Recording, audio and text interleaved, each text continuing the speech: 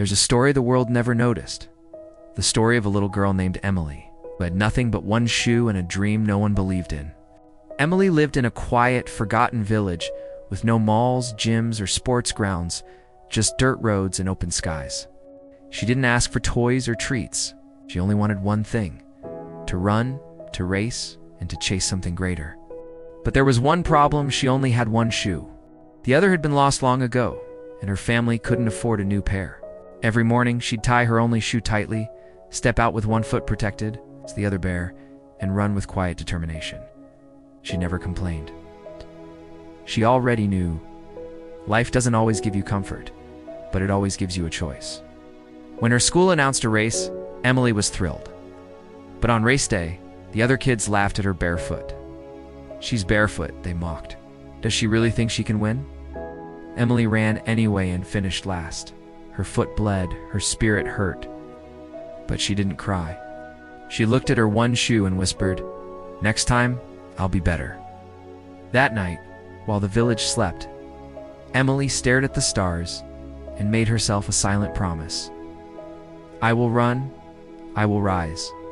Every day before sunrise, she trained one shoe on, one foot bare, leaving behind footprints of pain and purpose.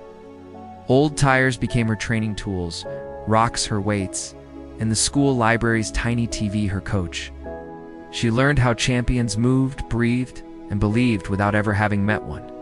She trained with torn cloth around her bare foot and timed herself using an old kitchen timer.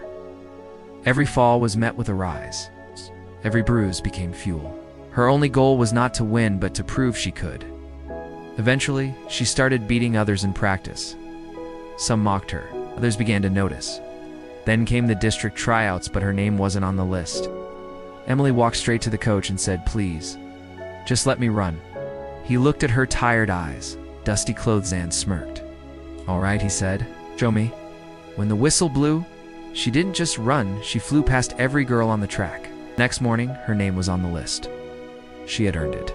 The district race was in a nearby city, her first time leaving the village and stepping onto a proper track. Others had bright uniforms and new shoes. Emily had old laces and a heart trained by struggle. She stumbled at the start but didn't stop. She pushed through, passed one, then another, and finished third. The crowd clapped not for her name, but for her spirit. A city coach approached and handed her a letter and invitation to train at a national academy. Full scholarship, equipment, shoes. Her hands trembled as she read the words that would change her life. She looked down at her feet. One worn shoe, one brand whispered to her mother, "We did it." Years later, Emily stood on a podium, a gold medal around her neck, the crowd roaring her name.